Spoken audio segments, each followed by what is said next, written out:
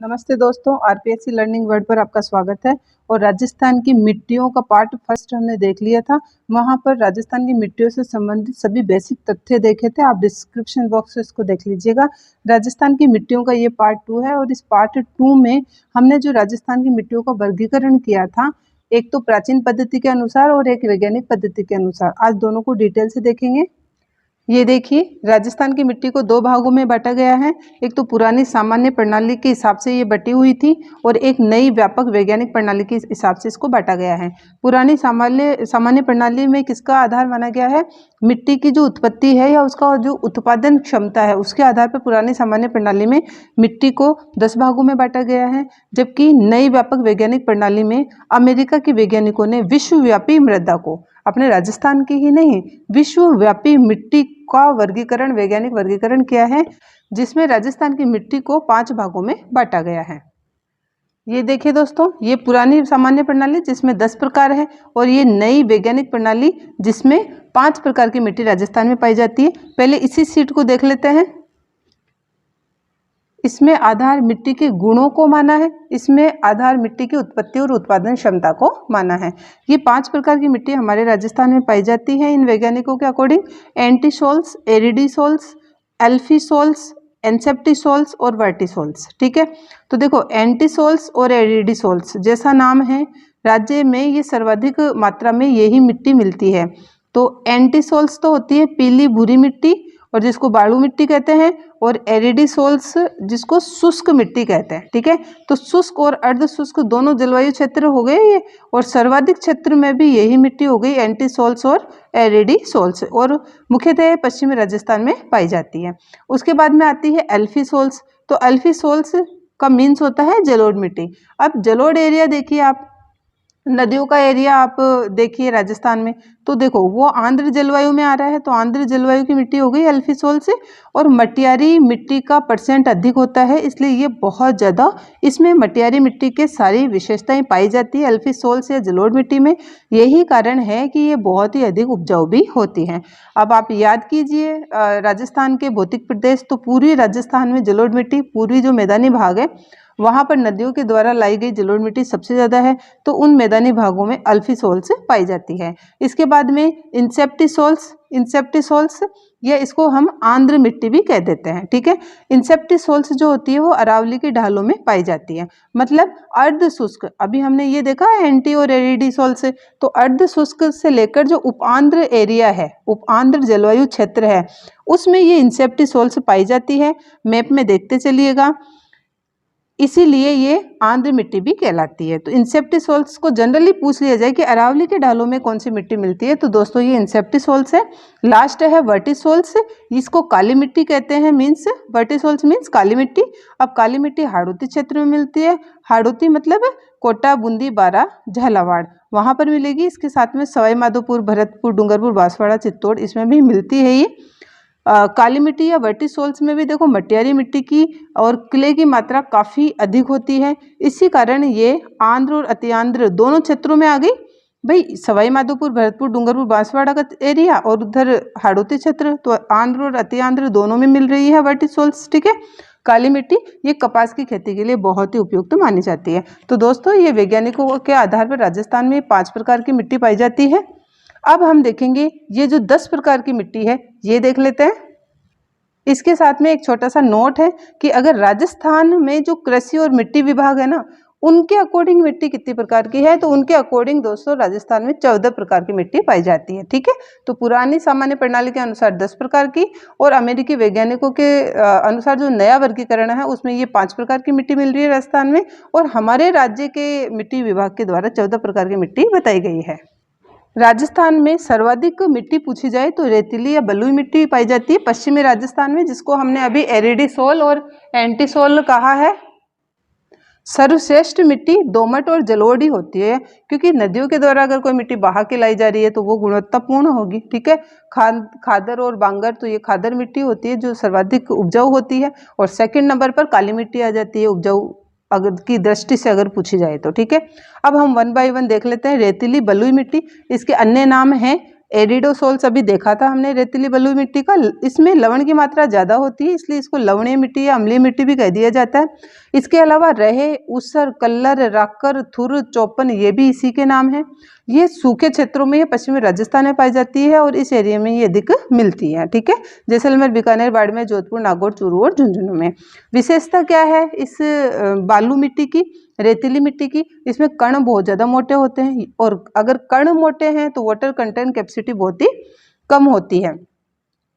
इसके साथ में देखो कैल्शियम और लवणों की इसमें अधिकता होती है, नाइट्रोजन और कार्बनिक पदार्थों की कमी होती है। अगर कैल्शियम की अधिकता हो गई तो इसमें जो मिट्टी का जो पीएच है वो 7 से कम हो जाता है। ठीक है, और ये अम्लीय मिट्टी हो जाती है, और अम्लीय मिट्टी के निदान के लिए जो है चूने का प्रयोग किया जाता है। राजस्थान के सर्वाधिक क्षेत्रफल में ये पाई जाती है। ज्वार, बाजरा, मूंग दालों के लिए या खरीफ की फसल के लिए रेतीली बलुई मिट्टी श्रेष्ठ है।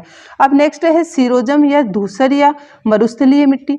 तो इसमें उर्वरा शक्ति की कमी होती है, कण मध्यम मोटे होते हैं, पीली भूरी रंग की होती है ये, नाइट्रोजन और कार्बनिक पदार्थों की इसमें कमी होती है, और पाली, नागौर, जालोर जो बांगड़ क्षेत्र है और अरावली का जो पश्चिमी क्षेत्र है वहाँ पर ये अधिक पाई जाती है। तो ये हो गई रेतीली और मरुस्थलीय दोनों मिट्टियाँ। अब लवणीय मिट्टी, तो देखो दोस्तों लवणीय मिट्टी कैसी हो गई? वह मिट्टी जिसका जो पीएच मान वो जो 7 से या तो अधिक हो जाता है या कम हो जाता है, तो उसमें मिट्टी में खारापन आ जाता है, तो लवण की मात्रा ज़्यादा हो जाती है। ठीक है, वही हो गई जो हमने रेतीली बलुई में देखा था। इसका भी अन्य नाम रेह, कल्लर या ऊसर बोलेंगे हम। लवण और क्षार तत्वों की अधिकता के कारण ये अनुपजाऊ होती है लवणीय मिट्टी, और लूणी क्षेत्र, लूणी के प्रवाह क्षेत्र में बहुत ज़्यादा मिलती है ये, बाड़मेर, जालोर और गंगानगर और बीकानेर के क्षेत्र में। नेक्स्ट है पर्वतीय मिट्टी। अब पर्वतीय क्षेत्र तो हमारे अरावली प्रदेश ही एकमात्र, इसलिए अरावली प्रदेश की मिट्टी भी कह सकते हैं। और अरावली में इंसेप्टिसोल मिलती है, अभी बताया था मैंने, तो इंसेप्टिसोल और लेटेजेनिक मिट्टी भी कहते हैं। ठीक है, पर्वतीय क्षेत्र है अपना अरावली, इसलिए इसमें कंकरीली, मोटी और लाल रंग की मिट्टी होती है जो करीब करीब अनुपजाऊ होती है। क्षेत्र ये अरावली का आ गया। इसे अरावली की उपत्यका क्षेत्र भी कहा जाता है, जहाँ पर अधिक जो है कृषि नहीं हो पाती है। सिरोही, उदयपुर, पाली, अजमेर, अलवर के जो पहाड़ी भाग है वहाँ पर ये पर्वतीय मिट्टी मिलती है, और पहाड़ी भागों के ढालों पर होने से इसकी जो गहराई कम होती है, और यही कारण है कम गहरी मिट्टी होने के कारण ये खेती के लिए अनुपयुक्त है पर्वतीय मिट्टी। काली मिट्टी सेकंड नंबर पे आ रही है उपजाऊ मिट्टी में। फर्स्ट नंबर पे हमने देखा था जलोढ़ मिट्टी सर्वाधिक उपजाऊ होती है ना। तो काली मिट्टी, इसे चिकनी मिट्टी या बल्टी सॉल्स भी कहते हैं ना। अभी देखा था हमने 5 भागों में बांटा गया था मिट्टी को वैज्ञानिक वर्गीकरण के द्वारा। तो बल्टी सॉल्स या चिकनी मिट्टी या काली मिट्टी, अन्य नाम है इसके रेगुर मिट्टी या कपास मिट्टी। ठीक है, काली मिट्टी में लोह तत्व की मात्रा बहुत ही ज़्यादा होती है, इसी कारण इसका रंग काला होता है। अगर इसी लोह तत्व की मात्रा थोड़ा कम हो जाती है तो वो मिट्टी कैसे रंग की हो जाती है? लाल रंग की हो जाती है।